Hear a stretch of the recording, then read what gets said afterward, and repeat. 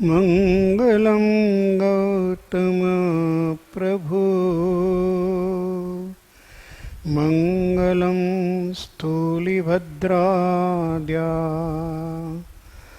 જૈન ધર્મોસ્તુ મંગલં મહાદેવ્યા કક્ષિરત્નં શબ્દજેતર્વાત્મજં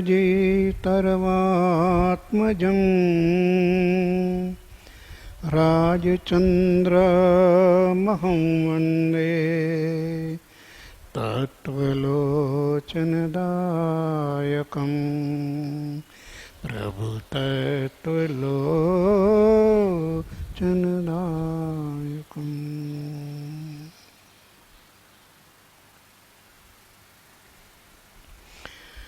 શ્રીમદ રાજચંદ્ર જ્ઞાન મંદિર, રાજકોટ, રવિવાર તારીખ 6 જુલાઈ 2014. શ્રીમદ રાજચંદ્ર વચનામૃતજી ક્રમવાર પત્ર સ્વાધ્યાય પત્રાંક 708નો આપણો સ્વાધ્યાય ચાલુ છે. એ રીતે જો મૂળ માર્ગ પ્રગટવામાં આણવો હોય તો પ્રગટ કરનારે સર્વસંગ પરિત્યાગ કરવો યોગ્ય, કેમ કે તેથી ખરેખરો સમર્થ ઉપકાર થવાનો વખત આવે. વર્તમાન દશા જોતા, સત્તાના કર્મો પર દ્રષ્ટિ દેતા કેટલાક વખત પછી તે ઉદયમાં આવવો સંભવે છે. અમને સહજ સ્વરૂપ જ્ઞાન છે, જેથી યોગ સાધનની એટલી અપેક્ષા નહીં હોવાથી તેમાં પ્રવૃત્તિ કરી નથી.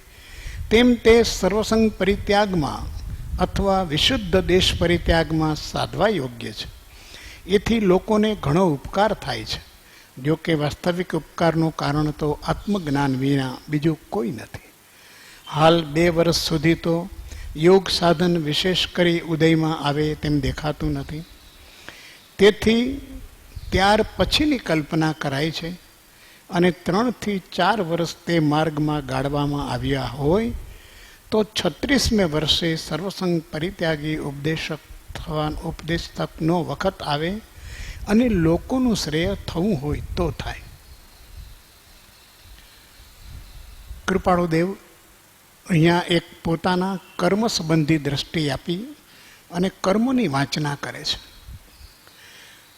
જ્ઞાની પુરુષ, આવી ઉચ્ચ કક્ષાનો, ઊંચી દશાનો પુરુષ પોતાના કર્મો વાંચી શકે છે અને સત્તાના કર્મો ઉપર દ્રષ્ટિ દેતા એને એમ લાગે છે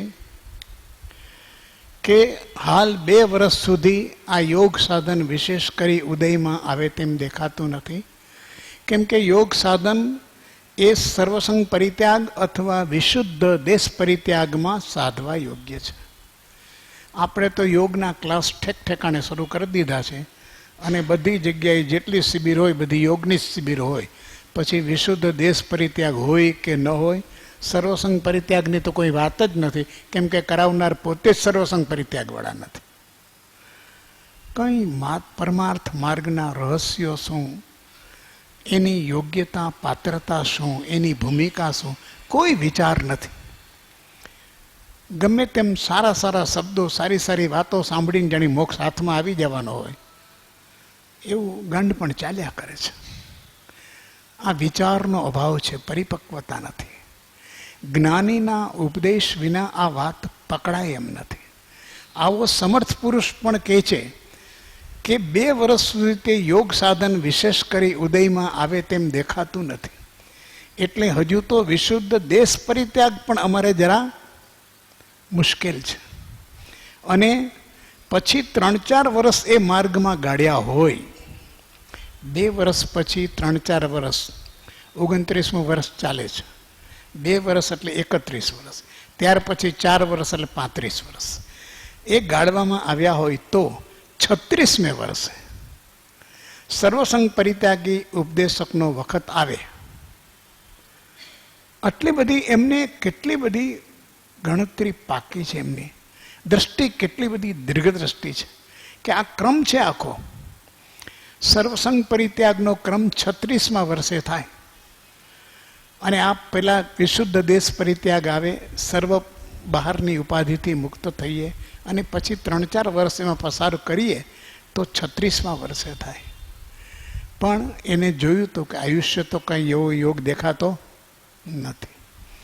અને પછી સર્વસંગ, કેમ કે કહ્યું કે માર્ગ પ્રગટમાં આણવો હોય તે પ્રગટ કરનારે સર્વસંગ પરિત્યાગ કરવો યોગ્ય. બહુ સ્પષ્ટ ભૂમિકા છે કે જેણે માર્ગ પ્રગટ કરવો છે એની સર્વસંગ પરિત્યાગની ભૂમિકા જોઈએ. સર્વવીરતીનો માર્ગ જેને પ્રગટ કરવો છે, પ્રકાશિત કરવો છે, પ્રવર્તન કરવું છે, માર્ગના પ્રવર્તકોને આ આંખ ઉઘાડે એવી વાત છે. વિતરાગના માર્ગની પ્રરૂપણા, વિતરાગના માર્ગનું પ્રવર્તન એટલે પોતે માર્ગ ચલાવવો, સંપ્રદાયથી પર, પરંપરાથી પર અને નવો ચીલો કરવો.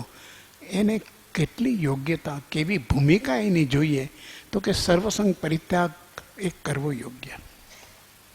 પણ અહીંયા દ્રષ્ટિમાં દેતા આ તો કેટલાક વખત પછી ઉદયમાં આવે એવો સંભવ છે. એ માર્ગ પ્રકાશવા માટે જે ભૂમિકા જોઈએ તે માર્ગ પ્રકાશવા માટે જે જ્ઞાનની આવશ્યકતા છે એમાં તો એમનું સ્પષ્ટ લખવું છે કે અમને સહજ સ્વરૂપ જ્ઞાન છે, જેથી યોગ સાધનની પણ અપેક્ષા નથી. આ 2 વર્ષ 4 વર્ષ એ જે કંઈ થાય એ માર્ગ પ્રકાશવા માટેની ભૂમિકાની વાત છે, અધિકારની વાત છે.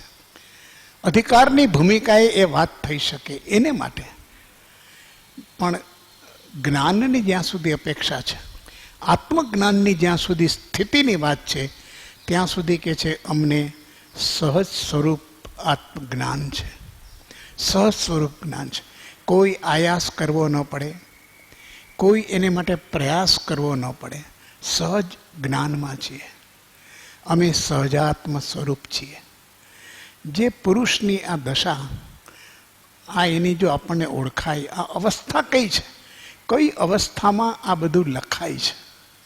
જ્ઞાનીના બોધને પામવો હોય તો જે વચનનો વિચાર કરવામાં આવે તે વચન એમણે કઈ અવસ્થામાં કીધા છે એ પકડવું પડે. વચનો ન પકડાય. વચનો તો ઘણા ઊંચા બોલે અને અવસ્થા કંઈ ઠેકાણું ન હોય. તો જ્ઞાનીના વચનનો મર્મ પામવો હોય, આશય પામવો હોય, એમાંથી માર્ગ મેળવવો હોય તો એ જ્ઞાનીએ કહેલા વચનો એની કઈ અવસ્થામાં કીધા છે. અહીંયા જ્યાં લખે છે કે છે કે અમને સહજ સ્વરૂપ જ્ઞાન તો છે. અને પછી લખ્યું છે કે આ તો જે ભૂમિકા છે એ લોકોને ઉપકાર થવા માટેની ભૂમિકા છે. કે સર્વસંગ પરિત્યાગી જે વચનો કહે, જે બોધ આપે, એ જે પરિણામી થાય એ બીજાની ભૂમિકા ન હોવાને કારણે એટલું પરિણામ આપી શકે નહીં. લોકો ઉપર ઉપકાર ન થાય. લોકો ઉપર ઉપકાર કરવા માટે પ્રવર્તકની ભૂમિકા સર્વસંગ પરિત્યાગની જોઈએ. એટલે સદગુરુના લક્ષણમાં પણ સર્વવીરતી એવું 6થું ગુણસ્થાનક આવશ્યક કીધું છે. લોકો નહીં પણ કોઈ એક વ્યક્તિ ઉપર પણ જો ઉપકાર કરવો હોય તો પણ ગુરુસ્થાન માટે એને આ ભૂમિકા આવશ્યક છે. સર્વવીરતી 6થું ગુણસ્થાનક. જ્ઞાનીના વચનોનો મર્મ પકડીએ, રહસ્ય પકડીએ, આશય પકડીએ તો ઘણી ઘણી ભ્રમણામાંથી આપણે બહાર આવી જઈએ. તો એ કહે છે કે લોકોને ઉપકાર થાય. આ જે વાત છે વિશુદ્ધ દેશ પરિત્યાગ અને સર્વસંગ પરિત્યાગ એ લોકોને ઉપકાર માટે છે. વાસ્તવિક ઉપકારનું કારણ તો આત્મજ્ઞાન વિના બીજું કોઈ નથી.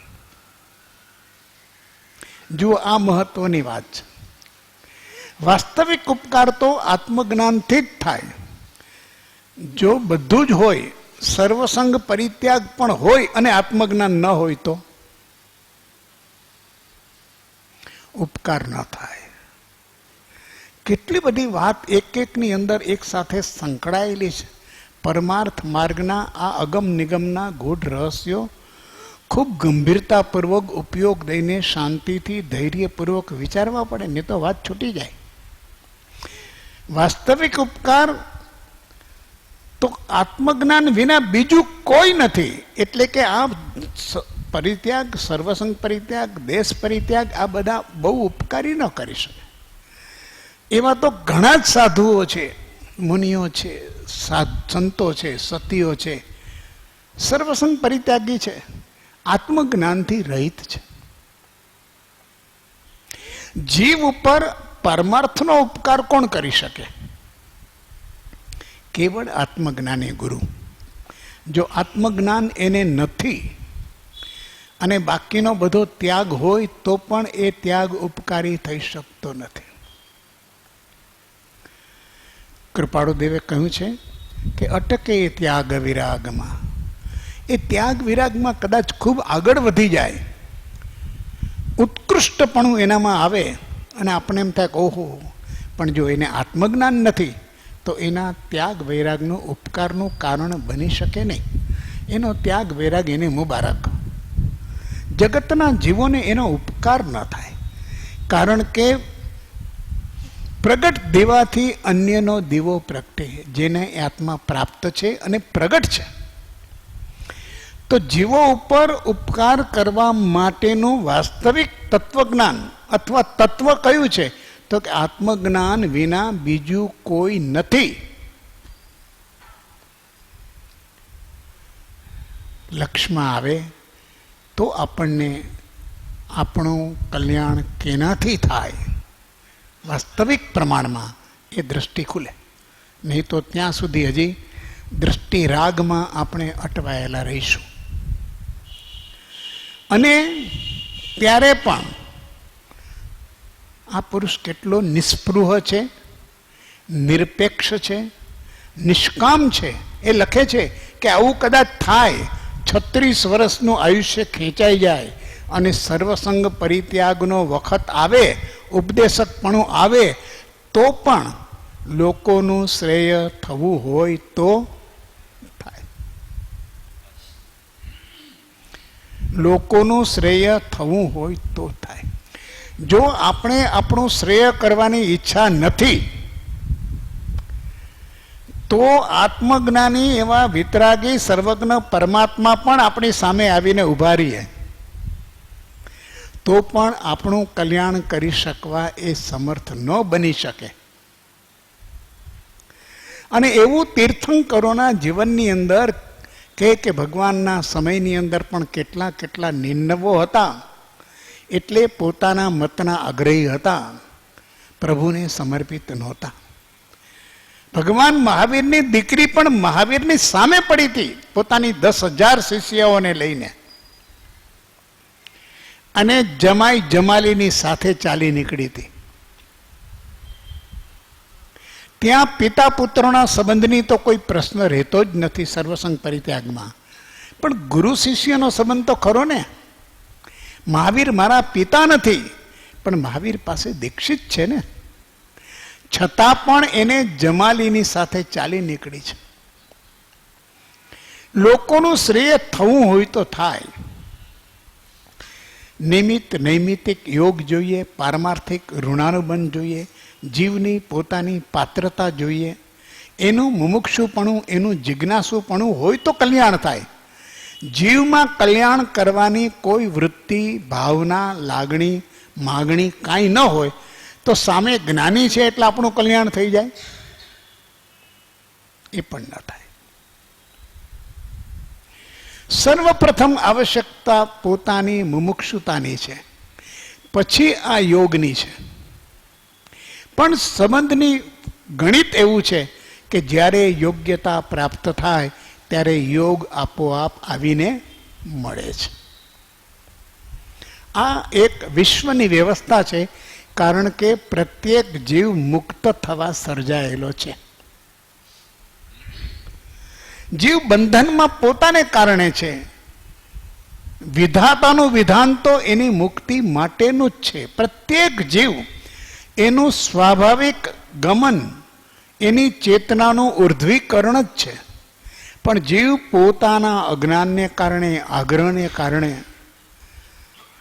એ પોતે પોતાના ઉર્ધ્વકરણને રોકે છે અને 4 ગતિના ફેરામાં પરિભ્રમણ કરે છે. એનો સંસાર અટકતો નથી. તો આ ક્રમ છે, અને ક્રમ હોવાને કારણે જ્યારે જીવની યોગ્યતા થાય છે ત્યારે એને આગળ લઈ જવા માટે કોઈને કોઈ સીડી મળે જ છે, કોઈને કોઈ પગથિયું હાજર જ હોય છે. વાત આવશ્યકતા માત્ર પોતાના ચિત્તની વિશુદ્ધિ અને પોતાની આવી તત્વની જિજ્ઞાસા એ નિર્મળ હોવી જોઈએ, વિશુદ્ધ હોવી જોઈએ. યોગ ગમે ત્યાંથી મળશે, આવીને પડશે, ચિંતા નહીં કરો. આવો પરમાર્થ માર્ગનું બહુ મોટું રહસ્ય છે. આપણે પ્રાપ્ત થયેલા પુરુષની શોધમાં છીએ. શોધ છે ત્યાં સુધી પ્રાપ્તિ નથી.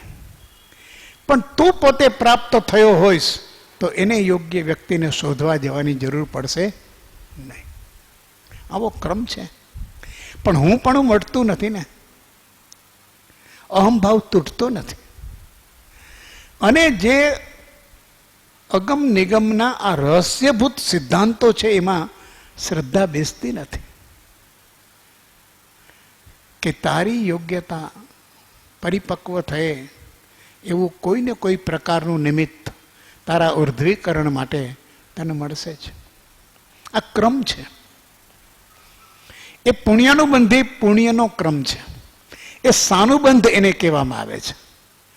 ચડતા પ્રકારે એવા બંધ ઉદયમાં આવતા જ જાય અને એને એવા યોગ મળતા જ જાય, સિવાય કે પોતે વચમાં ન આવે. એટલે પોતાનો સ્વચ્છંદ, પોતાનો આગ્રહ, પોતાની મિથ્યા માન્યતા, પોતાનું અભિમાન, પોતાનો કદાગ્રહ, અનેક પ્રકારે સૂક્ષ્મ રૂપની અંદર જીવમાં રહેલો પોતાનો આવો અહંકાર બહુ સૂક્ષ્મ રૂપની અંદર લક્ષમાં પણ ન આવે કે આપણામાં અહંકાર છે. આપણી અનેક પ્રકારની પ્રવૃત્તિમાં જોર અહંકારનું છે, એ લક્ષમાં પણ ન આવે. અને ભ્રાંતિ મારીએ કે હું જે કરું છું એ બધું બરોબર કરું છું, મને મારા હિતની ખ્યાલ છે.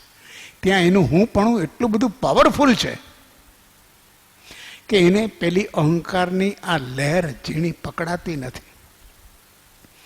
કૃપાળુ દેવ કહે છે કે લોકોનું શ્રેય તો થવું હોય તો થાય. ત્યાં પણ જેનું શ્રેય થવાનું છે એની ભૂમિકા, એની યોગ્યતા, એની પાત્રતા એ અપેક્ષિત છે. આ ઉપાદાન નિમિત્તનું ઘણું તત્વજ્ઞાન સિદ્ધાંતમાં તો ઘણું મોટું ચર્ચા કરો તો કોઈ પાર વિનાની છે, અંત વિનાની છે. પણ કૃપાળુ દેવે એનાથી દૂર રહેવાની વાત કરી છે. જો આ વિવાદમાં પડી ગયો તો એ અહંકારમાં જ પડશે, કેમ કે એમાં એને બહુ મજા આવે છે. એનો અહંકાર પુષ્ટ થાય છે, કેમ કે બુદ્ધિના રવાડે ચડી ગયો. ત્યાં શ્રદ્ધાનું પાસું નબળું થતું જાય છે, એ એને ખ્યાલમાં નથી આવતું. અને બુદ્ધિની અંદર એને કન્વિક્શન વધતું જ જાય છે. This is the path not of conviction but of commitment. પરમાર્થનો માર્ગ કન્વિક્શનનો નથી. It is not a line of intellectual conviction, it's a commitment. મારે મારા નિજપદની પ્રાપ્તિ કરવાની છે અને મને થશે. એ મારી હું યોગ્યતા આગળ વધારીશ તો થશે જ. આવું પ્રતિબદ્ધપણું, સંકલ્પપણું એ જીવનું તૂટી જાય છે. આવી ચર્ચામાં પડે છે. એટલે કૃપાળુ દેવે આત્મસિદ્ધમાં મૂક્યું, ઉપાદાનનું નામ લઈ એ જે તજે નિમિત્ત. આ નિમિત્તને છોડતો જાય, ગૌણ કરતો જાય અને ઉપાદાન ઉપાદાન કરતો કરતો એવો નાચવા માંડી જાય કે જાણે ઉપાદાન એટલે તો શું. પણ તારું ઉપાદાન અનંતકાળ સુધી જાગૃત થયું નથી, એનું કારણ જાગ્યું નથી. એનામાં ક્ષમતા હોવા છતાં તું તો રખડસ, લક્ષમાં આવતું નથી. એવા આ બધા નિયમો છે. જ્ઞાનીના વચનોની પાછળના રહસ્યો વિચારી વિચારીને લક્ષમાં લેવા ઘટે. નાની વયે માર્ગનો ઉદ્ધાર કરવા સંબંધી જિજ્ઞાસા વર્તતી હતી. ત્યાર પછી જ્ઞાન દશા આવી, એ ક્રમે કરીને તે ઉપસમ જેવી થઈ ગઈ. પણ કોઈ કોઈ લોકો પરિચયમાં આવેલા તેમને કેટલીક વિશેષતા ભાસવાથી કંઈક મૂળ માર્ગ પર લક્ષ્ય આવેલો. અને આ બાજુ તો સેંકડો અથવા હજારો માણસો પ્રસંગમાં આવેલા, જેમાંથી કંઈક સમજણવાળા તથા ઉપદેશક પ્રત્યે આસ્થાવાળા એવા 100 માણસ નીકળે. એ ઉપરથી એમ જોવામાં આવ્યું કે લોકો તરવાના કામી વિશેષ છે, પણ તેમને તેવો યોગ બાજતો નથી. જો ખરેખર ઉપદેશક પુરુષનો યોગ બને તો ઘણા જીવ મૂળ માર્ગ પામે તેવું છે અને દયા આદિનો વિશેષ ઉદ્યોત થાય એવું છે. વાતમાં એટલી સૂક્ષ્મતા અને ગંભીરતા છે. નાની વયે માર્ગનો ઉદ્ધાર કરવા સંબંધી જિજ્ઞાસા હતી, પણ ત્યાર પછી જ્ઞાન દશા આવીએ એ ઉપશમ થઈ, વધી નહીં. હું કોઈનું કલ્યાણ કરી નાખું, જ્ઞાન દશા આવે એમ થયું કે જીવોનું કલ્યાણ તો જે થવાનું હશે યોગાનુયોગથી જ થશે. કંઈ હું કરી નાખીશ, આખી સૃષ્ટિને મોક્ષે પહોંચાડી દઈશ, આવું છે નહીં. હજી ઘણા બફમમાં આવા ઉપદેશકો રખડે છે કે જેને પોતે કંઈક કરી નાખશે. આપણે ગયા ને બધાને બહુ ખ્યાલ આવ્યો ને બધાને બહુ સમજ પડી. એની યોગ્યતા હતી ને એટલું જ સમજાય. તારે સમજાવવું તો એટલું ન સમજાય. એ કંઈ વળે નહીં. એ તારા મગજની અંદર હોય તો વાત કાઢી નાખજો. પણ કોઈ પરિચયમાં આવ્યા. હવે આ ચરોતર પ્રદેશની વાત લખે છે. ભગવાનનો આ પત્ર ત્યાંથી લખાય છે, રાડજથી. અને કહે છે કે કોઈ લોકો આ ક્ષેત્રમાં પરિચયમાં આવ્યા ને કંઈકની કોઈની વિશેષતા જોઈ, પાત્ર જીવો જોયા. અને પાત્ર જીવો જોતા લક્ષ્યમાં આવ્યું કે ભાઈ અહીંયા મૂળ માર્ગ ઉપર અમારો લક્ષ્ય કયો કે આ બધા જે ચાલે છે એ મૂળ માર્ગથી બહુ દૂર છે, બહુ દૂર છે. અને મૂળ માર્ગનું કાવ્ય પણ એ જ અરસામાં અહીંયાથી રાડજથી નીકળીને આણંદ પહોંચે છે ત્યારે જ લખાય છે. મૂળ માર્ગ સાંભળો જીવનો. એ કે છે કેટલીક વિશેષતા ભાસવાથી કંઈક મૂળ માર્ગ પર લક્ષ્ય આવેલો, કે લોકો આ પ્રકારની તરવાના કામી છે પણ એને ક્યાંય મૂળ માર્ગ ઉપર લક્ષ્ય નથી અને ઉપદેશકના લક્ષ્યમાં પણ નથી. મૂળ માર્ગનું સ્વરૂપ. જ્યારે કૃપાળુ દેવે મૂળ માર્ગ સાંભળો જીનનો રે એ પદ લખ્યું, અથવા તો એમણે જ્યારે વાત કીધી, એનો મતલબ કે મૂળ માર્ગ પ્રચલિત માર્ગ કરતાં જુદો છે. જે અત્યારે પ્રચલિત માર્ગ વિભિન્ન પ્રકારના પંથ, સંપ્રદાય, ગત, સંઘ, સંઘાડા એ દ્વારા જે પ્રચલિત માર્ગનું સ્વરૂપ છે જૈન માર્ગનું, એનાથી જિનેશ્વરોએ કહેલા મૂળ માર્ગનું સ્વરૂપ જુદું છે. એટલે આ પુરુષને જુદું બતાવવું પડ્યું. એને લક્ષ્ય આવ્યો કે ઓહો, લોકો તરવાના કામી છે પણ મૂળ માર્ગથી બહુ દૂર છે. એનો મતલબ કે મૂળ માર્ગ પ્રચલિત માર્ગથી જુદો છે. પ્રચલિત માર્ગના જેટલા ક્રિયાકાંડ, વિધિ, વિધાન, શાસ્ત્રો જે કંઈ હોય એની અંદર કંઈક ઉણપ છે. કછું ઓર રહા ઉન સાધન સે, કંઈક રહી જાય છે, જેથી કરીને એ એના ઉત્થાનનું, ઉર્ધ્વગામીપણાનું કારણ બની શકતું નથી. આવી પ્રકારની તે સમયની જે સમાજની અવસ્થા છે, શાસનની અવસ્થા છે, અહીંયા એ કૃપાળુદેવ બહુ ગંભીરતાપૂર્વક કહે છે. અને આ બાજુ તો કંઈક લોકો સમજણવાળા છે અને ઉપદેશક પ્રત્યે આસ્થાવાળા છે. આ ગુણો છે બધા. અને એવા 101 માણસ નીકળે એ ઉપરથી એમ જોવામાં આવ્યું કે આવા છે. લોકો તો હજારો હતા, પણ એમ કે 101 માણસો પણ એવા છે કે જેને તરવાના કામી વિશેષ છે. અને જો ખરેખર ઉપદેશક પુરુષનો જોગ બને તો ઘણા જીવ મૂળ માર્ગ પામે તેવું છે. જો પ્રચલિત માર્ગ તો છે જ, એ તો ઢોલ નગારા જોરદાર વાગે છે, એમાં ક્યાંય ઉણપ નથી. એના આરંભ સમારંભો તો જોરદાર છે બધા. બાહ્ય કુટારો તો એમાં તો દિન પ્રતિદિન વધતું જાય છે. એક બેન્ડ હતા તો 50 બેન્ડ છે. અત્યારે જો માર્ગનું, ઉદ્યોતનું સ્વરૂપ જોવા માંડે તો ભપકો, આડંબર, દેખાવ, આ બધાની અંદર તો આપણે ઘણા આગળ છીએ, પણ મૂળ તત્વ રહી જાય છે. એટલે કે છે કે એ ઉપદેશક ખરેખરો મળે તો લોકોને આ પ્રચલિત માર્ગમાંથી વાળીને એની દ્રષ્ટિ મૂળ માર્ગ ઉપર કરાવે. અંતર માર્ગનો વિચ્છેદ થયો છે. આગળના વાક્યમાં આવ્યું, શરૂઆત કરી ત્યારે, કે અત્યારે અંતર માર્ગનો વિચ્છેદ છે. અંતર્મુખતા એ વિતરાગનો મૂળ માર્ગ છે. સર્વ કર્મનો ક્ષય કરવાનો ઉપાય અંતર્મુખતા એ છે. 816. અને સતત અંતર્મુખ ઉપયોગે સ્થિતિ એ નિર્ગ્રંથોનો પરમ ધર્મ છે. અહીંયા પણ લખ્યું આ પત્રના પ્રારંભમાં કે અંતર માર્ગનું જ્ઞાન વિચ્છેદ થયું છે. આત્મસિદ્ધિમાં પણ જણાવ્યું કે ક્રિયાકાંડ ઘણા છે પણ અંતરભેદ ન કાંઈ. અંતરભેદ નથી, અંતર્ભેદાતું નથી, સ્વરૂપનું અનુસંધાન થતું જ નથી. બધો ધર્મ ચામડી ઉપર ચાલે છે, સુપરફ્લુઅસ. એટલી બધી આ ગંભીરતા છે. એટલે કે છે કે તો ઘણા જીવો મૂળ માર્ગ પામે જો આને કોઈ ઉપદેશક મળે કે જેના લક્ષમાં મૂળ માર્ગનું સ્વરૂપ હોય તો જીવો ખરેખર મૂળ માર્ગ પામે એવું છે. અને જીનેશ્વરનો મૂળ માર્ગ પામે તો આ આત્મા મુક્તિને પામે. અને દયા આદિનો વિશેષ ઉદ્યોત થાય એવું છે. દયા, દયા એક દ્રવ્ય દયા અને બીજી ભાવ દયા.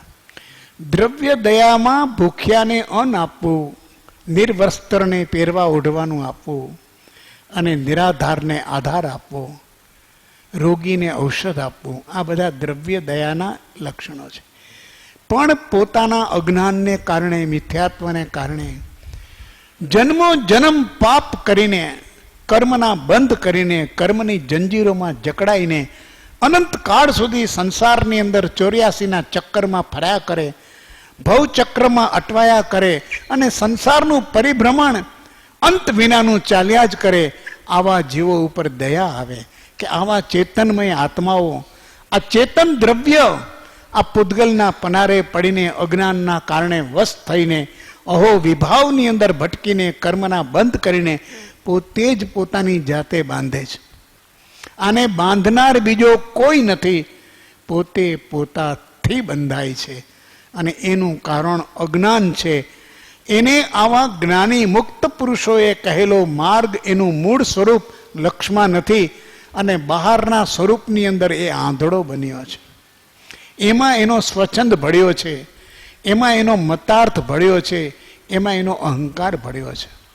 આ બધા સ્વરૂપથી માર્ગનું સ્વરૂપ કંઈક જુદું છે. માર્ગનું સ્વરૂપ આત્માની શુદ્ધતા છે.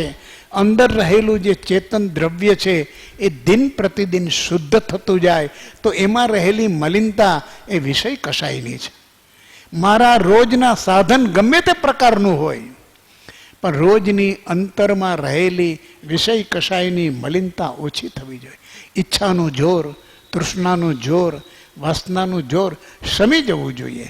કશાયોના આવેગ, વિભાવોના આવેગ, વિકારોના આવેગ મંદ થવા જોઈએ, ક્ષીણ થવા જોઈએ, શિથિલ થવા જોઈએ, ક્ષય થવા જોઈએ. આ માર્ગ મુક્તિનો છે. સાધન ગમે તે હોય, સંપ્રદાય ગમે તે હોય,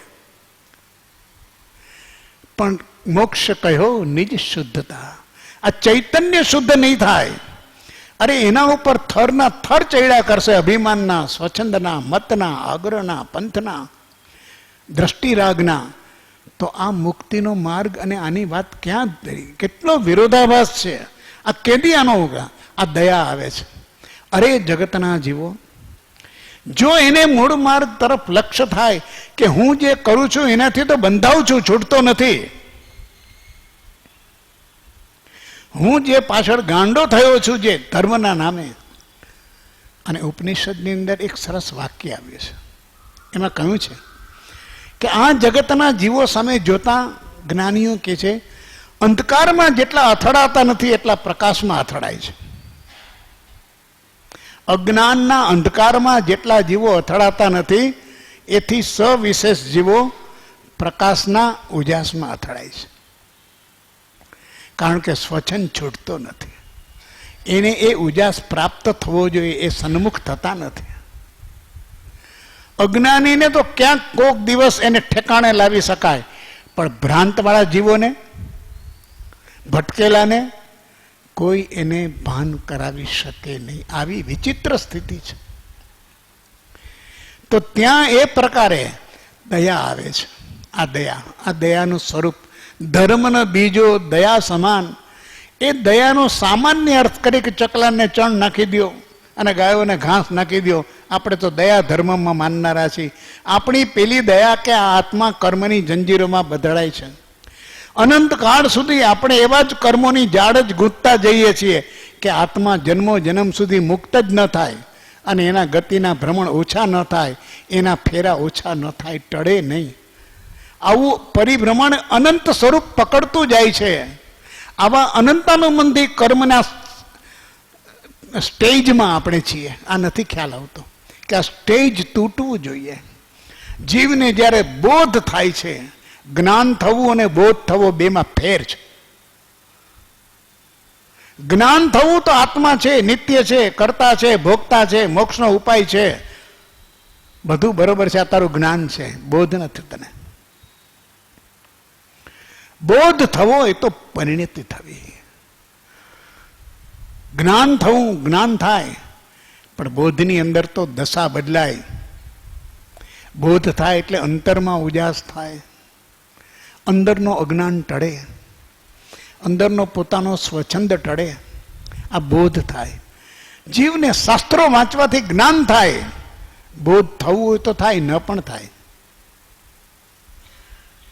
પંડિતોને જ્ઞાન ઘણું છે, બોધ ઓછો છે. સાધકને બોધ ઘણો છે.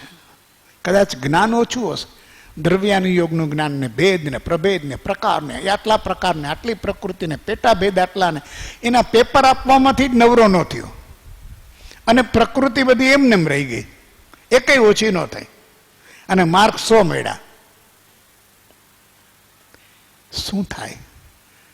આ દયાનું સ્વરૂપ સમજાય. પોતાની દયા એટલે 108મી ગાથામાં કહ્યું કે ભવે ખેદ અંતર દયા તે કહીએ જિજ્ઞાસ. હવે તો જિજ્ઞાસા જાગી છે. માત્ર જ્ઞાન નહીં, હું ક્યારે છૂટીશ, પેલા હું કોણ છું, આ જિજ્ઞાસાનું સ્વરૂપ હતું. અને એને પોતાનું સ્વરૂપ મળ્યું કે તું આત્મા છો, દેહથી રહિત છો. આ તારા 6 પદ એ તારું સ્વરૂપ છે. પણ અહીંયા 6 પદનું સ્વરૂપ સાંભળ્યા પછી મુમુક્ષુ વિવડ બની ગયો છે. 108મી ગાથામાં તલપાપડ થાય છે કે મોક્ષ છે ને મોક્ષનો ઉપાય છે, તો પ્રભુ મને તો હવે અંતરની દયા છે કે હું ક્યારે છૂટું. આ બધું સાંભળીને મારે શું કામ છે? હું છૂટું તો જ એનું લક્ષ્ય છે. મારે 6 પદને શું કરવા છે? મારા જ્ઞાનની સાર્થકતા, મારી મુક્તિ, મારા પરિભ્રમણનો અંત એ મારા જ્ઞાનની સાર્થકતા છે. અંતર દયા જાગી ગઈ. લોકોનું શ્રેય થવું હોય તો થાય. હવે શરૂઆતમાં હતું ત્યારે આત્માર્થીની ભૂમિકામાં સગડા જીવો પ્રત્યેની દયા, પ્રાણી દયા હતી. જીવ માત્ર પ્રત્યે, ભૂત માત્ર પ્રત્યે ભલે રહી. અત્યારે એ દયામાં કઈ દ્વેષ નથી થતો, પણ એને પોતાની અંતર દયા કે અરે રે આ અનંતના પરિભ્રમણમાંથી હું છૂટું ક્યારે. જિજ્ઞાસા. આવી જિજ્ઞાસા, તે જિજ્ઞાસુ જીવને થાય સદગુરુ બોધ, તો પામે સંકેતને વર્તે અંતર શોધ. વાત પતી ગઈ. હવે જગત તરફ એની જોવાની દ્રષ્ટિ જ નથી. એની શોધ બહારમાંથી નીકળી ગઈ. હે જીવ, તું ભ્રમામાં, તને હિત કહું છું, બહાર શોધવાથી સુખ નહીં મળે. અંતરનું સુખ અંતરની સમશ્રેણીમાં છે. એટલે તું બહાર પ્રત્યેનું જગતનું આશ્ચર્ય ભૂલ. આ વાત એને પકડાઈ ગઈ. વર્તે અંતર શોધ. આવી દશા આ એને કે છે દયાનો ઉદ્યોત થાય એવું છે.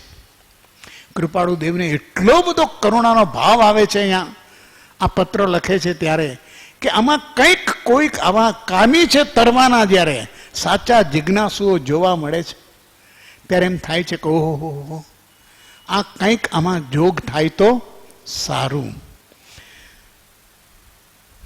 એમ દેખાવાથી કંઈક ચિત્તમાં આવે છે કે આ કાર્ય કોઈ કરે તો ઘણું સારું. જગતના જીવોની આટલી બધી મુક્તિ માટેની ઈચ્છા છે. તરવાના લોકો કામી છે, એને ઉપદેશકનો જોગ થતો નથી. એને એમ થાય છે કે કોઈ આ કામ કરે તો સારું. સાચો ઉપદેશક મૂળ માર્ગનો લક્ષ્ય કરાવે તો સારું. પણ મુશ્કેલી તો એ છે કે ઉપદેશકના લક્ષ્યમાં નથી, શું કરાવે. સારું, પણ દ્રષ્ટિ કરતા તેવો પુરુષ ધ્યાનમાં આવતો નથી. એટલે કંઈક લખનાર પ્રત્યે જ દ્રષ્ટિ આવે છે. એ દ્રષ્ટિ કરે છે કે મૂળ માર્ગ ઉપર લક્ષ્ય કરાવી શકે એવો કોઈ પુરુષ આ ધરતી ઉપર વિદ્યમાન ખરો? ઘણા હતા સંતો, ઋષિઓ, મુનિઓ, મહારાજો, બધા હતા, આચાર્યો, ઉપાધ્યાયો. કોઈ ખરો? તો કે છે એવો પુરુષ ધ્યાનમાં આવતો નથી. એટલે કંઈક લખનાર પ્રત્યે દ્રષ્ટિ આવે છે, પણ લખનારનો જન્મથી લક્ષ્ય એવો છે કે એના જેવું એકે જોખમવાળું પદ નથી, અને પોતાની તે કાર્યની યથા યોગ્યતા જ્યાં સુધી ન વર્તે ત્યાં સુધી તેની ઈચ્છા માત્ર પણ ન કરવી, અને ઘણું કરીને હજુ સુધી તેમ વર્તવામાં આવ્યું છે. જોખમવાળું પદ છે કે ગ્રસ્ત કર્મનો ઉદય હોય અને વીરતી નિર્ગ્રંથ ધર્મની વાત કરવી, આ જોખમવાળું પદ છે. ક્યારેક તો પોતાની હેસિયતથી બહારની વાત કરવી, એમાં જીવોનું કલ્યાણ થાય નહીં. અને આજે ઉપદેશની નિષ્ફળતાનું કારણ હોય તો એક જ છે કે જે વાત કરે છે એની હેસિયતથી બહારથી કરે છે. તદ્રુપ યોગ્યતા એમની નથી, એમની ભૂમિકા પણ નથી. કૃપાણુ દેવે મૂળ માર્ગના પદની અંદર એટલા માટે શરત મૂકી કે નોય પૂજાદીની જો કામના રહે, નોય વાલું અંતર ભવ દુઃખ. હજી અંતરમાં ક્યાંક ને ક્યાંક તમને ભવના ભ્રમણ વાલા છે. આવી સ્થિતિ આવે સત્કારની, મનાવાની, પૂજાવાની, યશની, સિદ્ધિની, પ્રસિદ્ધિની, આ બધી સૂક્ષ્મ કામનાઓ છે, લક્ષ્યમાં ન આવે. એવી આવે કે અંદર આવે તો જીવને અશાંત બનાવી દે, અને બધું એનું આયોજન એના તરફ જ ચાલતું હોય એવી સ્થિતિ છે. એટલે કે છે ત્યાં સુધી આ જોખમવાળું પદ છે,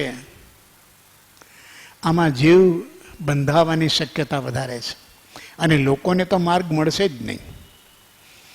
એટલે કે છે આ જ્યાં સુધી આની યથા યોગ્યતા ન આવે, અને પોતે કહે છે કે અમને જ્યાં સુધી સર્વસંગ પરિત્યાગ ઉદયમાં ન આવે ત્યાં સુધી અમારે આ માર્ગને પ્રકાશિત કરવો નહીં. યદ્યપિ સૌભાગભાઈ અને પ્રભુશ્રી એટલો બધો આગ્રહ છે દેવકરણજી વગેરેનો કે પ્રભુ પ્રકાશમાં આવો, પ્રભુ માર્ગને પ્રકાશો. એ સમજે છે કે આને સહજ સ્વરૂપ જ્ઞાન છે, વિતરાગ સદૃશ જ્ઞાન છે, આ માર્ગ પ્રકાશી શકે એમ છે. પણ આ પુરુષ કહે છે કે ના, જ્યાં સુધી વિતરાગ માર્ગ પ્રકાશવા માટે સર્વસંગ પરિત્યાગ ઉદયમાં નથી આવતો ત્યાં સુધી અમારે ત્યાંથી દૂર રહેવું, અને હજી સુધી અમે એ જ પ્રકારે વર્તતા આવ્યા છીએ. માર્ગનું કંઈ પણ સ્વરૂપ કંઈકને સમજાવ્યું છે, તથાપિ કોઈને એક વ્રત પચખાણ આપ્યું નથી, અથવા તમે મારા શિષ્ય છો અને અમે ગુરુ છીએ એવો ઘણું કરીને પ્રકાર દર્શિત થયો નથી. આ મહાનતા ખ્યાલમાં આવે તો અત્યારે તમે મારા શિષ્ય છો, અને તમે જો શિષ્ય ન હો તો તમને આ રીત હું બતાવું નહીં. આ ગુપ્ત છે, તમને ન બતાવાય, તમે શિષ્ય થાવ પછી જ બતાવે. વાહ, આવું રિઝર્વેશન તમે ક્યાંથી ગોતી આવ્યા? આવા પેટન્ટ રાઇટ વિતરાગના તમને કોણે આપ્યા? સર્વજ્ઞ તો પોતાના રાઇટ્સ કોઈને આપીને ગયા નથી, આ બધા લઈને બેઠા છે, પેટન્ટ રાઇટ્સ, કોપી રાઇટ્સ. અને અમે તમારા ગુરુ છીએ એમ તમે સ્વીકારો તો તમને મળે. અમુક વાત અમારી તમને મળશે નહીં, અમારી પાસે છે. એટલે ઓલો બિચારો ભોળો ભાળો જીવ, બાલ ભોળો શું કરે? એને તો જોતું એટલે કે પ્રભુ તમારા ચરણમાં ઊંધો પડું, પણ કંઈક આપો. માર્ગનું સ્વરૂપ જુઓ, આ મૂળ સ્વરૂપ ક્યાં અવરાઈ ગયું છે. તમે મારા કૃપાળુ દેવ કે છે અમે સહજ સ્વરૂપ જ્ઞાન હોવા છતાં અમે આવું કોઈને વ્રત પચખાણ આપ્યું નથી, અને તમે મારા શિષ્ય છો અને અમે ગુરુ છીએ એવો ઘણું કરીને પ્રકાર દર્શિત થયો નથી.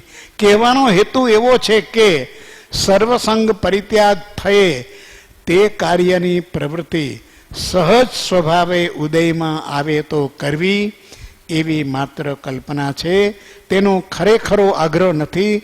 માત્ર અનુકંપાદી તથા જ્ઞાન પ્રભાવ વર્તે છે. તેથી ક્યારેક તે વૃત્તિ ઉઠે છે અથવા અલ્પાંશે અંગમાં તે વૃત્તિ છે, તથાપી તે સ્વવશ છે.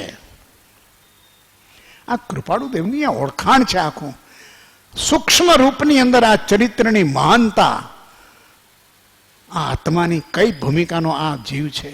પરમાત્મા સ્વરૂપને પામેલો આ જીવ એ કહી શકે છે કે અમે બીજા રામ છીએ, બીજા મહાવીર છીએ, અમે પરમાત્મા સ્વરૂપ થયા છીએ.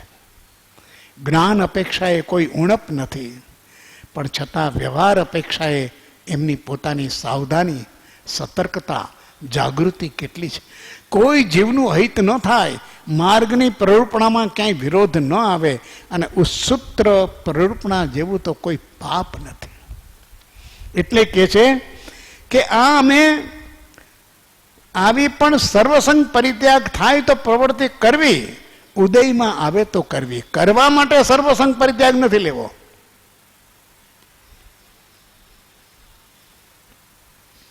જો ઘણીવાર એટલો ઉભરો આવે છે, ઉમળકો આવે છે, ક્યાંક કરવા માટે થઈને આપણને પાટ ઉપર બેસવાનો અધિકાર માટે ચાલો આપણે દીક્ષા લઈ લઈએ, ચાલો આપણે આ પ્રકારનો સંયમ લઈએ, અને જે માર્ગમાં જેવી જેવી હોય ગાદી ધારણ કરવા માટે જે એની બાહ્ય આવશ્યકતા હોય પૂરી કરવી. અહીંયા કે છે સર્વસંગ પરિત્યાગ ઉદયમાં આવે તો પણ સહજ સ્વભાવે એ પ્રવૃત્તિ કરવી થાય તો. આગ્રહ નથી, ખરેખરો આગ્રહ નથી. અનુકંપા છે અને આગ્રહ નથી. આ વાતને સમજવી જોઈએ. જ્ઞાન પ્રભાવ વર્તે છે, કેમ કે સહજ સ્વરૂપ અમને આત્મજ્ઞાન છે. એટલે અમને લાગે છે કે જો આવો જો કાંઈ ઉદય બને કોઈ જીવ સાથે તો જરૂર જીવોનું કલ્યાણ થાય. એટલે 680 મેં લખ્યું છે, એની અંગત વાત છે, એ કંઈ કોઈને લખેલો પત્ર નથી કે અમને આ છે એટલે તમે અમારા શરણે આવે કોઈ જીવ આવશે તો જરૂર એનું કલ્યાણ છે. અમે કલ્પવૃક્ષ છીએ, કલ્યાણ છે. અમૃત સાગર છીએ, કલ્યાણ છે. પણ સહજ રીતે આ ઉદયમાં આવે તો અમારે તમને પકડીને ડૂબકી નથી મારવી કે આવો અમે અમૃત સાગર છે, આવો અમારા ડૂબકા મારો. વાત જુદી છે આખી. એ કે છે આ અમારો પ્રભાવ છે એટલે ક્યારેક વૃત્તિ ઉઠે. દયાનો ભાવ છે ને એટલે વૃત્તિ ઉઠે. કોઈનું કલ્યાણ, કોઈનું મંગલ, કોઈનું હિત, શુભ થાવો આ સકળ વિશ્વનું, એવી ભાવના મનમાં રહે. આ જૈન ધર્મનું હાર્દ છે. સર્વાત્મામાં સમદ્રષ્ટિ દ્યો, પ્રત્યેક જીવને આત્મ સ્વરૂપ જુઓ અને એ આત્મ સ્વરૂપ થાય, પરિપૂર્ણ નિજ પદમાં સ્થિત થાય. આવી ભાવના સ્વાભાવિક છે, એ કરુણા છે. અને 430માં કહ્યું છે કે આવો કરુણાશીલ સ્વભાવ તીર્થંકર આદિની સનાતન ધર્મની પરંપરા છે. આમાં કોઈ એનો રાગ નથી. કરુણા એ રાગ નથી. જીવની કરુણા, દ્રવ્યની કરુણા, એની મુક્તિની કરુણા, એના સ્વરૂપની કરુણા એ રાગ નથી. એ પંડિતો પાસે શીખવા ન જવું રાગ શું. એ કરુણાને પણ રાગમાં ખતવી દે અને સાબિત કરી દે. એ કહે છે અમારી આવી વૃત્તિ અમને છે. અંગમાં અલ્પાંશે પણ વૃત્તિ છે, પણ આવી વૃત્તિ હોવા છતાં સ્વવશ છે. આ જબરજસ્ત. નિયમ સારની અંદર એક ગાથા આવે છે 146મી. એમાં લખે છે કે જે યોગી એની બધી જ વૃત્તિઓ સ્વવશ છે એ વિતરાગ સમાન છે. અને અમૃતચંદ્રાચાર્યજીએ એની ટીકામાં લખ્યું છે કે સ્વવશ યોગી અને તીર્થંકરમાં પણ કોઈ ભેદ નથી. એટલે આ દ્રવ્ય એ પ્રકારની એક કક્ષાનું છે, એ ભૂમિકાનું છે. સ્વવશ હોવો જોઈએ. આજે પણ ઘણાની અંદર આવી શક્તિ છે પણ સ્વવશ નથી. લબ્ધિ શક્તિ ઘણી છે પણ ખેંચાય છે. કોઈના કારણે, કોઈ ભક્તિ, કોઈ એને પ્રલોભન મળે, કોઈ યશ કીર્તિ મળે, ખેંચાય છે. સ્વવશ નથી. આ સમજવું બહુ આકરું છે. એ કે છે અમે ધારીએ છીએ તેમ સર્વસંગ પરિત્યાગ થાય તો હજારો માણસ મૂળ માર્ગને પામે અને હજારો માણસ તે સન્માર્ગને આરાધી સદગતિને પામે એમ અમારાથી થવું સંભવે છે. અમને લાગે છે કે જો અમે આવા નિમિત્ત બની શકીએ એમ છીએ, પણ જો સર્વસંગ પરિત્યાગ થાય તો હજારો માણસો મૂળ માર્ગને પામે. એનો મતલબ કે પ્રચલિત માર્ગથી કંઈક જુદો માર્ગ છે, એનું સ્વરૂપ કંઈક જુદું છે. પ્રચલિત માર્ગ છે, એમાં વિતરાગ માર્ગથી કંઈક ક્યાંક ભૂલ છે, કંઈક આપણે ચૂકી ગયા છે. there is something missing link, we have missed somewhere. અને એ આપણી બુદ્ધિના કારણે પકડમાં આવતું નથી. આ જ્ઞાનીઓ એ વાતને પકડે છે. એ કહે છે કે મૂળ માર્ગને પામે અને હજારો માણસ તે સન્માર્ગને આરાગે. એનો મતલબ પ્રચલિત માર્ગ ઉન્માર્ગનો છે, સન્માર્ગ નથી. એનાથી જીવોની મુક્તિ થાય એવી સંભાવના નથી. અને અમારાથી આ સંભવે છે. અમારા સંગમાં ત્યાગ કરવાને ઘણા જીવને વૃત્તિ થાય એવો અંગમાં ત્યાગ છે. ધર્મ સ્થાપવાનું માન મોટું છે, તેની સ્પૃહાથી પણ વખતે આવી વૃત્તિ રહે, પણ આત્માને ઘણીવાર તાવી જોતા તે સંભવ હવેની દશામાં ઓછો જ દેખાય છે. અને કંઈક સત્તાગત રહ્યો હશે તો તે ક્ષીણ થશે એમ અવશ્ય ભાસે છે. કેમ કે યથા યોગ્યતા વિના દેહ છૂટી જાય એવી દ્રઢ કલ્પના હોય તો પણ માર્ગ ઉપદેશવો નહીં એમ આત્મનિશ્ચય વર્તે છે. કૃપાળુ દેવની કોઈ વાત, કોઈ એની હેસિયત, કોઈ એની ભૂમિકા, કોઈ એનો દ્રઢ નિર્ણય એક એક શબ્દથી જરા વધારે ઊંડા જઈએ ત્યારે ખબર પડે કે આટલી બધી જબરજસ્ત જેનામાં સત્તા છે અને એ સત્તા પ્રગટ રૂપમાં છે.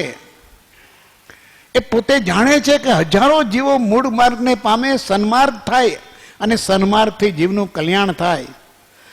અને એમાં જો કે છે કે છતાં ભયસ્થાન શું પોતાનું, કે ધર્મ સ્થાપનાનું માન મોટું છે. લોકોને જરાક ધર્મના નેતા થવાનું માન તો એટલું બધું સૂક્ષ્મ છે કે એક યુનાઇટેડ નેશન્સના પ્રમુખ કે દેશના રાષ્ટ્રપતિ કે પ્રધાનમંત્રી થવામાં જેટલો ભાવ હશે એનાથી સવિશેષ ભાવ ધર્મગુરુ થવામાં છે. એટલી અંદર મીઠાશ વર્તે છે. કોઈ આવે ને પૂજે, પગ દબાવે, હાર પહેરાવે, આજ્ઞા માગે, કેટલી જબરજસ્ત વાત છે. અને એનો સંતોષ, અને ત્યારે અંતરમાં એની ઉછળતી વૃત્તિઓ ધર્મના નેતા થવા, ધર્મની અંદર. અને આ જબરજસ્ત ભયસ્થાન કૃપાળુદેવે કહ્યું છે.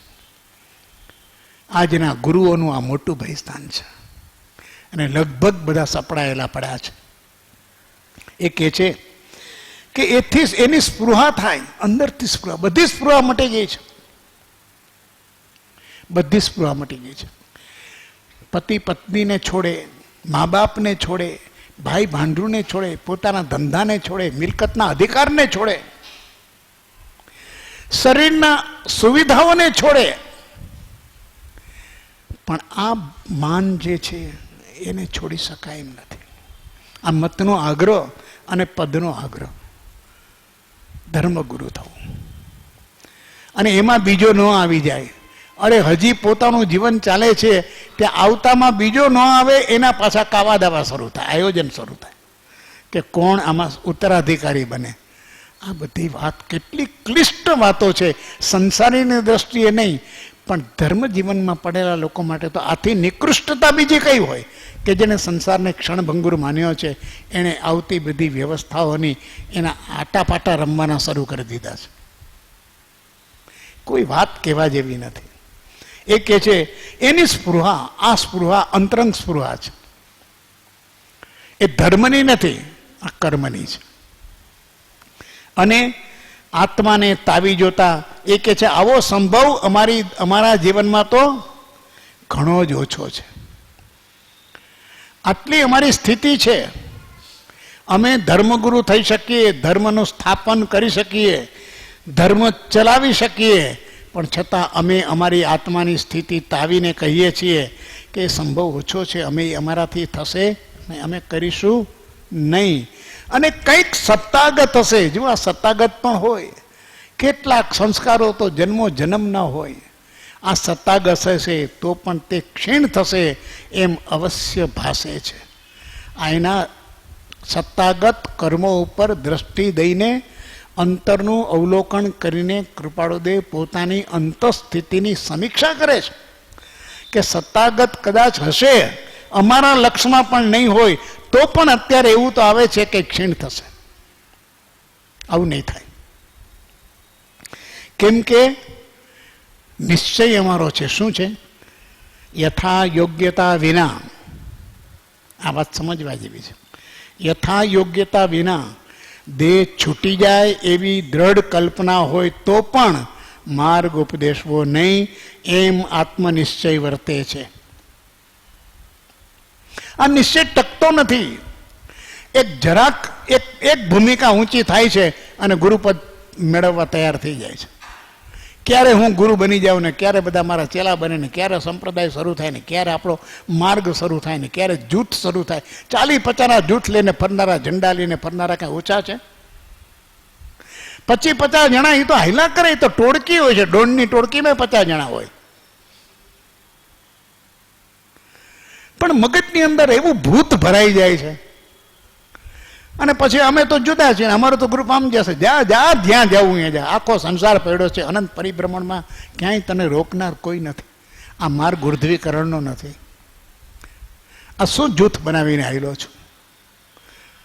ધર્મ સ્થાપનાનું માન મોટું છે, નેતા થવાનું માન મોટું છે, અને આવી પ્રકારનું એની અંદર સ્પૃહા અંદરની જાગે, અને સ્પૃહા અંદરની જાગે, અહમ જાગે, તો શું ન કરે? તો કે છે આ માર્ગ, આવી ઉન્માર્ગની પ્રવૃત્તિ અમારાથી ન થાય. હોય તો પણ અમારી સત્તામાં હશે તો પણ ક્ષય થશે એવું અમને અવશ્ય ભાસે છે. કારણ કે અમારો નિર્ણય છે કે દેહ છૂટી જાય તો ભલે છૂટી જાય. દેહ છૂટી જાય તો કોઈ એમ કે પછી ક્યાં આયુષ્ય તો હવે અત્યારે છે કરવું કરી લો ને, જરાક જે કાંઈ થાય એ કરી લો. જેમ ઘણા કે ને સાહેબ હવે તો બહુ ઉંમર થઈ, હવે જો આચાર્ય પદ નહીં આપો તો ક્યારે આપશો? પછી એમાં મરી જશો તો? એટલે હજી તો મરવું છે, આવા નેતા થઈને જ મરવું છે. આવી પદવી પ્રાપ્ત, આવી લૌકિક બાહ્ય પદવી પ્રાપ્ત કરીને જ મરવું છે. હવે તો અમારે ઇન્ચાર્જ થઈને જ મરવું છે. કદાચ દેહ છૂટી જાય તો? અહીંયા કે છે દેહ છૂટી જાય તો પણ માર્ગ ઉપદેશવો નહીં, એમ આત્મનિશ્ચય વર્તે છે. ઉપદેશની પૂરેપૂરી યોગ્યતા છે, પોતાને સહજ સ્વરૂપ જ્ઞાન છે, પોતાની સ્થિતિ અંગેનું પૂર્ણ ભાન છે, છતાં નિશ્ચય આ પ્રકારનો છે કે વિતરાગના ધોરી માર્ગ જે છે એની અવહેલના કરીને, એની અવજ્ઞા કરીને અમારે કાંઈ કરવું નથી. અરે સર્વસંગ પરિત્યાગ આવે તો પણ ઉદયમાં આવે તો જ કરવું છે. એ સિવાય એવી પ્રવૃત્તિ કરવાની ભાવના જે નાની વયમાં હતી એ જ્ઞાન થતાં હવે શમી ગઈ છે. આ સમજાય? લોકોને ન હોય અને જ્ઞાન થતાં ઉછાળા મારે છે કે અમારે કોકનું કલ્યાણ હવે જલ્દી કરવું છે. આ કૃપાળુ દેવના જીવનની અંદરનો આ પરિવર્તન સમજાય છે કે ઉદ્ધાર કરવો છે જગતનો. પણ જ્ઞાન થતાં જેમ જેમ જ્ઞાન ગંભીરતા આવી, ગાંભીર્ય આવ્યું, એમ એ વૃત્તિ સમાવેશ પામી કે લોકોની યોગ્યતા હોય તો થાય, એનું ભલું થવું હોય તો થાય. અમને સર્વસંગ પરિત્યાગ, એટલે અમારી યોગ્યતા ન આવે ત્યાં સુધી અમારે એ બાબતમાં કંઈ કરવું નથી. અને કદાચ યોગ્યતા અમારી આવી જાય તો પણ અમારે ઉદયમાં ન આવે તો કંઈ કરવું નથી. ધર્મ સ્થાપવાનું માન મોટું છે, સ્પૃહા મોટી છે. આ જેવો તેવો ભાવ નથી. ભલભલા લોકો આનાથી ચલિત થઈ જાય છે. કૃપાળુ દેવ કહે છે સ્વવશ છીએ. આ યોગી છે, સ્વવશ યોગી છે કે દેહ છૂટી જાય તો પણ અમે માર્ગને પ્રકાશીશું નહીં, જ્યાં સુધી સર્વસંગ પરિત્યાગ ઉદયમાં નહીં આવે ત્યાં સુધી. એમ આત્મનિશ્ચય વર્તે છે. એક એ બળવાન કારણથી પરિગ્રહ આદિ ત્યાગ કરવાનો વિચાર રહ્યા કરે છે.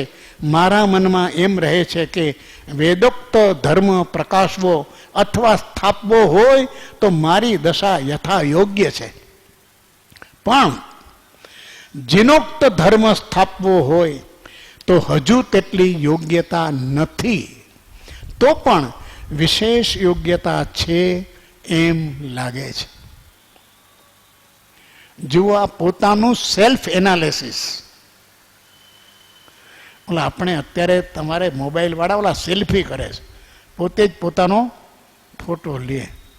આ જ્ઞાનનો કેમેરા મૂકી દીધો છે પોતાની સામે, અને કૃપાળુદેવ એના અંતરનું વાંચન કરે છે. એ કહે છે કે એ મને એમ લાગે છે કે વેદોક્ત ધર્મ સ્થાપવો હોય, પ્રકાશવો હોય તો મારામાં પૂરી યોગ્યતા છે. કેમ કે વેદોક્ત ધર્મની અંદર અનેક પ્રકારની મર્યાદાઓ એવી છે, ઋષિઓની, પંથની, મઠાધીશોની, એ બધી પરંપરાઓ બધી એની જુદી જુદી છે. એટલે એમાં કે છે કાંઈ વાંધો નથી, એમાં સર્વવીરતીની વાત નથી, સર્વસંગ પરિત્યાગીની વાત નથી. ક્યાંક દેવને પણ આયુધ છે, દેવને પણ સંગ છે, એ નિસંગ અવસ્થા નથી. વેદોક્ત ધર્મની અંદર દેવ ગુરુ બધા કોઈ નિસંગ અવસ્થા નથી. આત્માનું સ્વરૂપ અસંગ છે. અને સર્વસંગ પરિત્યાગ અને સર્વવીરતી આ બે વસ્તુનો સુમેળ જોઈએ. વિરક્તિ એટલે વિતરાગતા, એ વિરક્તિનો પરિપાક એટલે વિતરાગતા. એ વિતરાગતા પરિપૂર્ણ હોય અને વૈરાગ્ય પરિપૂર્ણ હોય એટલે સર્વસંગ પરિત્યાગ થાય, અને વિરક્તિ પરિપૂર્ણ હોય એટલે વિતરાગતા થાય, અને વિતરાગતા થાય એને સર્વજ્ઞતા પ્રગટે એવો નિયમ છે. વિતરાગતા વિના કેવળ જ્ઞાન ન થાય. સંપૂર્ણ વિતરાગતા પ્રગટ થયા વિના સંપૂર્ણ કેવળ જ્ઞાન થાય નહીં. આ જબરજસ્ત છે. તો સર્વસંગ પરિત્યાગ થાય એક વસ્તુ છે, એ વૈરાગ્યની અતિરેક છે, પરિપૂર્ણતા છે, પરિપક્વતા છે. પણ સર્વવીરતી થવી એ વિતરાગતાની, એની ટોચ વિતરાગતા છે. અને વિતરાગતાથી જ સર્વજ્ઞતા અને વિતરાગતા આવે જ પૂર્ણ અસંગતા થાય છે, અને પૂર્ણ અસંગતા થઈ જ પૂર્ણ અબંધતા થાય છે. અવસ્થા જીવની એવી થાય છે, પૂર્ણ અબંધ બને છે. ત્યાં સુધી એ પૂર્ણ અબંધ નથી બનતો, ક્યાંક ને ક્યાંક એના બંધનો ચાલ્યા જ કરે છે, બંધ થયા જ કરે છે. એ બંધ ઉદયમાં આવે. અહીંયા પૂર્ણ અબંધની અવસ્થા જૈન દર્શનની અંદર જે કીધી છે, આ બધાનો સંવાદ સાધવો જોઈએ. કે આ એમને જે નિશ્ચય છે કે વેદોક્ત ધર્મ પ્રકાશવો હોય તો મારી દશા યથા યોગ્ય છે. કારણ કે એ ધર્મમાં જેટલી જેટલી આવશ્યકતાઓ કીધી છે, યોગ્યતા કીધી છે, પાત્રતા કીધી છે, એના લક્ષણો કીધા છે, એ બધા અમારામાં છે. પણ જીનોક્ત ધર્મ સ્થાપવો હોય તો, તીર્થની સ્થાપના કરવી હોય, જીનોક્ત ધર્મ એટલે શું? શાસનની સ્થાપના, તીર્થની સ્થાપના. એ તીર્થના સહારે પોતે હોય કે ન હોય, પણ સ્થાપક જ્યારે તીર્થની સ્થાપના કરે, એ તીર્થંકર તારે તે તીર્થ, એ તીર્થનો સ્થાપક તે તીર્થંકર, એવું તારક તત્વ ધરતી ઉપર આપે છે પોતાના બોધ દ્વારા અને આચારના માળખા દ્વારા, કે જેથી કરીને એ અનંત કાળ સુધી જગતના જીવોને એને મુક્તિનો આધાર બની રહે. તીર્થંકર નથી પણ એનું શાસન છે ને, માટે જીવ તરી શકે છે. ભગવાન મહાવીરનું શાસન આ પાંચમા આરાના અંત સુધી ચાલશે. 18,000 વર્ષ સુધી હજુ પ્રભુની વિદ્યમાનતા નથી, છતાં પણ પ્રભુનું શાસન વિદ્યમાન છે. અને શાસન એ તારક તીર્થ છે. એ તીર્થના સહારે કોઈ પણ શ્રાવક, શ્રાવિકા, સાધુ કે સાધ્વી હશે, એ પોતાની આત્માની મુક્તિ પ્રાપ્ત કરી શકે છે. આવું ધર્મ સ્થાપન, જીનોક્ત ધર્મ સ્થાપન એટલે શાસનની સ્થાપના. એવું એક માધ્યમ સબળ કે જેનો સહારો લઈને આ સંસાર સાગરમાંથી જીવ પોતાની નૈયાને પાર કરી શકે. તો જીનોક્ત ધર્મ સ્થાપવો હોય તો આ પુરુષ કે છે હજુ તેટલી યોગ્યતા નથી. આ સ્વવશ યોગી કહે છે, જેને સહજ સ્વરૂપ જ્ઞાન છે એ કહે છે કે જીનોક્ત. કેમ કે એને માટે સર્વવીરતી અને સર્વસંગ પરિત્યાગ બંનેની સંધિ થવી જોઈએ. ભાવ ને દ્રવ્યની બધી વાત છે, અહીંયા તો બંને ભેગા થવા જોઈએ. અપૂર્વ અવસરમાં કીધું છે, પણ આપણને તો અનુકૂળ એટલું જ આપણે પકડીએ. દ્રવ્ય ભાવ સંયમમય નિર્ગ્રંથ સિદ્ધ જો. એ નિર્ગ્રંથ દ્રવ્યથી ને ભાવથી સિદ્ધ થયેલો છે, માત્ર ભાવથી સિદ્ધ થયો છે. દ્રવ્ય ન હોય તો શું? અને દ્રવ્ય વાળો હોય ને પછી ભાવ ન હોય, આ બધા ચર્ચાના વિષયો બધા પંડિતોના. પછી ભાવલિંગીને દ્રવ્યલિંગીને શું કામ માંડો છો? ભગવાન કે છે કે સર્વસંગ પરિત્યાગ થયે પણ જીવનો છૂટકો નથી, એમ લખ્યું છે. પણ વિતરાગતા થયે તો, અને વિતરાગતા જ્યારે આવે છે ત્યારે સર્વસંગ પરિત્યાગ આપોઆપ પ્રગટે છે. પણ સર્વસંગ પરિત્યાગ હોય એને સર્વવીરતી હોય કે ન હોય, સાધુ હોય એને વિરતિ ધર્મ હોય કે ન હોય, એ ક્યાંક ને ક્યાંક ટપાયેલો હોય. પણ વિરતિધર હોય એટલે માર્ગની શરૂઆત કીધી છે સમ્યક દર્શન પછી દેશ વિરતિ અને સર્વવીરતી. માર્ગની શરૂઆત આ વીરતીથી કીધી છે. ત્યાગ વરેકી કીધા છે પણ ત્યાગમાં અટકી જાય, રોકાઈ જાય તો ભાન ભૂલે. વીરતી ધર્મ ભાન આપે, ત્યાગથી કદાચ ભાન ભૂલાય. એટલા બધા સૂક્ષ્મ આ બધા આયામો તત્વના બધા ગણિત છે કે જ્યારે આપણે વિચારીએ ત્યારે એમ થાય કે એક એક શબ્દ પ્રયોગ આ પ્રભુએ કેવા મૂક્યા છે તીર્થંકરોએ, કે માર્ગ પ્રકાશવો છે તો સર્વવીરતીનો. આ માર્ગ વિતરાગનો છે, સર્વસંગ પરિત્યાગીનો નથી. સર્વવીરતી, અને સર્વવીરતીની સાથે સર્વસંગ પરિત્યાગ પણ હોવો જોઈએ. કારણ કે લખ્યું છે કે જ્ઞાન હોય અને ગ્રસ્ત ધર્મનો જો ઉદય હોય તો એ નિર્ગ્રંથ જેવી આવી વાત કરવી વિતરાગતાની એ પોસિબલ નથી. એ વિરોધ આવે છે, માર્ગમાં વિરોધ આવે છે. એ પણ ન જોઈએ. જીનોક્ત માર્ગ પ્રકાશવામાં સર્વસંગ પરિત્યાગ અને સર્વવીરતી આ બંનેની આવશ્યકતા છે. અસંગતા જોઈએ, જીવ અસંગ થવો જોઈએ. એ કહે છે કે તે એટલી યોગ્યતા નથી તો પણ વિશેષ યોગ્યતા છે.